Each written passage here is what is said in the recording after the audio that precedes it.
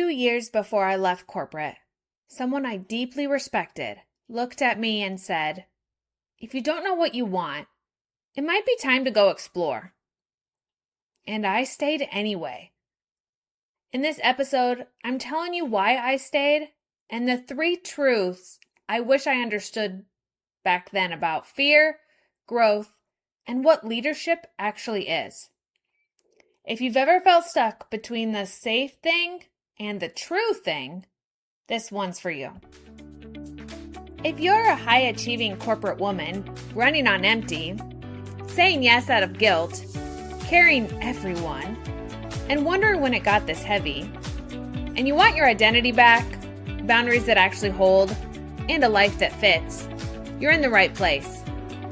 Hey, I'm Raquel Ida, a corporate leader, woman of faith, and someone who gave herself one yes at a time until I barely recognized my own life.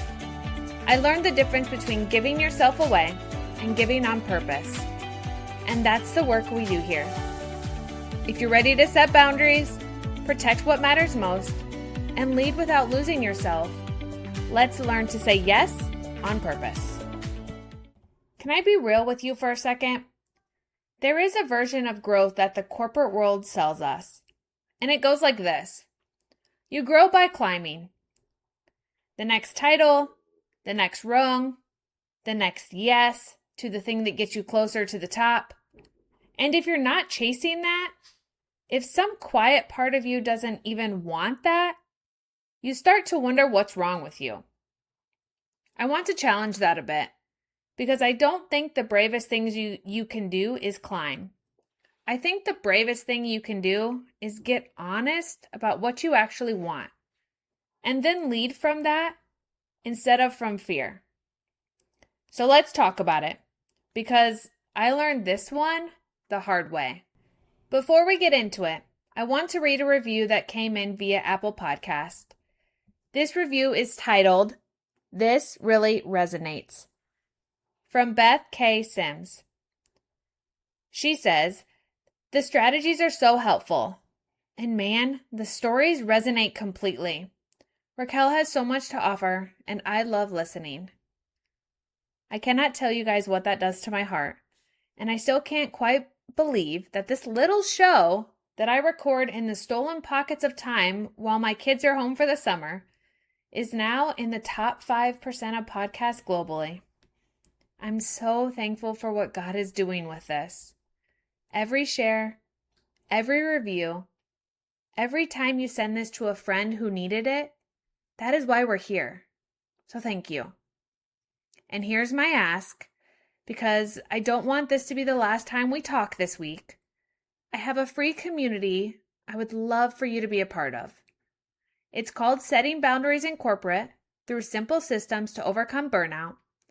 And it's a space for women exactly like you, high achievers, a little burnout, ready to stop giving themselves away for one yes at a time. Inside, I share simple systems, we talk through real stuff, and you get to be around other women who just get how you're feeling. So head over to Facebook, search Setting Boundaries in Corporate Through Simple Systems to Overcome Burnout, and ask to join. I'll drop the link right in the show notes so you can just tap it. I would love to see you guys there. All right, come sit with me because I want to take you back.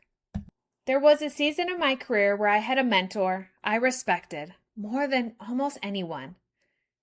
This was somebody who I had generally changed the trajectory of my career, who saw things in me before I saw them in myself, who taught me so much about who I wanted to be as a leader.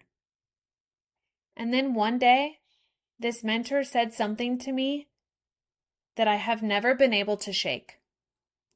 They told me, gently, honestly, that until I knew what I actually wanted to do in my career, it might be best for me to leave, to go explore, to go find the thing I would eventually grow to love. And here's the part I have to be honest with you about, is that conversation happened 2 years before I ever left. 2 years. I heard it from somebody I trusted completely, and I continued on with a comfortable course. Why? If I'm telling you the truth, I stayed because of the safety of knowing exactly where my next paycheck was coming from. I stayed because leaving was terrifying and staying was familiar. I told myself it was a responsible choice, the mature choice, the grateful choice. But underneath all of that one thing, I didn't want to name it. It was fear. I was leading my whole career from fear. And fear is really good at dressing itself up as wisdom. I'm not telling you this so you'll go quit your job tomorrow. That's not the point of this at all. I'm telling you because I want you to think deeply about something I couldn't see while I was standing in it. And just a second, we'll get to that in a minute. But I'll tell you where I've landed now on the other side of that season. Because what I want to do with the rest of my work, the thing that generally gets me up, is to help women get out of the cycle I stayed stuck in for so long. That's my heart. That's where I'm headed. And it started with finally being honest about the fear that I carried. So let's talk about the 3 truths I wish someone had walked me through back then. Truth 1. Safe is usually just familiar wearing a disguise. I stayed because it felt safe. But here's what I want you to sit with. Safe and familiar are not the same thing. Familiar means you know exactly what it costs you. Safe means it isn't costing you anything. And those are very different. So let me ask you a question I couldn't ask myself back then. Not, should you leave? That's not the question I need to ask you. The question is, what is staying actually costing you? Not on your pay stub. That part's easy to see. I mean the other ledger. Your energy. The version of yourself you keep putting off. The thing you're built for, or what you're becoming. If you weren't pouring everything into a place you've quietly outgrown, who are you? You don't have to answer that today. But I want you to stop pretending the cost is 0. Because staying somewhere out of fear has a price tag too. It's just one that never shows up in your direct deposit. Truth number 2 I want to talk through today is growth is not the same as the next title. This is a big one, and I want to debunk it completely. The corporate world equals growth with promotion. The next role, the bigger impact, more influence, the next level. And if that's what you generally want, beautiful. Go get it. Lead the whole company. I promise you, girl, I am rooting for you. But hear me out. Not everybody wants the next rung. And wanting something different does not mean you lack ambition. It means your ambition is pointed somewhere else that the org chart can't measure. Real growth isn't climbing. Real growth is becoming someone who leads from intention instead of fear. And here's what is freeing about all of that. Sometimes leading from intention means you stay right where you are and you lead completely differently. You stop saying yes out of fear. You stop chasing runs you don't even want. You bring your whole, clear self to the role that you're in. And sometimes, I'm saying sometimes, okay? Leading from intention means that you leave. Both of those can be growth. The difference was never staying or going. The difference is whether you're choosing it on purpose or you're letting fear choose it for you. Truth number 3 is the fear doesn't mean you're not ready. It means it matters. I spent years reading my fear as a stop sign. If I was this scared, surely that meant I wasn't ready, I wasn't sure, and I shouldn't move. But what I'm here to tell you guys is that's backwards. You don't feel fear about the things that don't matter. The fear was never proof I was unready. It was proof I cared deeply about getting it right. I'm a slight perfectionism over here. And here's where God meets us in this. There's a letter in the Bible from a man named Paul to a younger leader named Timothy.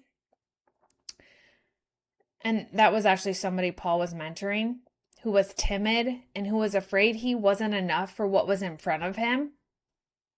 Does that sound familiar?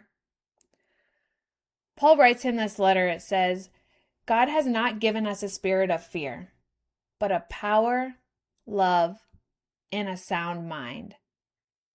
This is in 2 Timothy chapter 1, verse 7, if you want to read more about this story. But what I really would like for you guys today is to sit with that for a second. The fear, that is not from God. But look at what he says. You were given power, love, and a sound mind, which means clarity, the ability to weigh your options and choose well. You were not handed fear and left to drown in it. You were given everything you need to face the decision in front of you with a clear head and a steady heart. So here's the one thing I want you to walk away with today. Whether you decide to stay or whether you go in your career, that's up for you to decide. You don't have to wait until you're not afraid. Courage was never the absence of fear. Overcoming means facing fear anyway, with a sound mind and leading from intention. That mentor I had was right. It took me 2 years and a lot of honesty to lead from that truth instead of from fear. You don't have to take 2 years. You can start being honest with yourself today. And friend, whatever you decide it on purpose. Thank you for listening. Okay, before you go, I hope today's episode gave you something real. Would you take 30 seconds and share it with a friend who's burning out or already burnt out and ready for what's next? Also, please leave a quick written review on Apple Podcasts. It lights me up to know that this is helping you. I'll meet you back in the next episode. Until then, be the light.